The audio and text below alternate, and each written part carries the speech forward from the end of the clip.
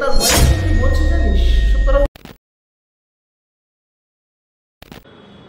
Just কিছুদিন আগে ভারতবর্ষের একটা খুব জনপ্রিয় শোটির নাম হচ্ছে দ্য কপিল শর্মা শো, যেটা নেটফ্লিক্সে হয়, যে শোটা নেটফ্লিক্সে টেলিকাস্ট করা হয়। সেই শোতে ইনভাইটেড গেস্ট ছিল হচ্ছে নারায়ণ কৃষ্ণমূর্তি। সে ওই পার্টিকুলার শোতে তার ওয়াইফকে কি বলছে জানিস? I've invited her. So when she came to our house, it was like a breath of fresh air.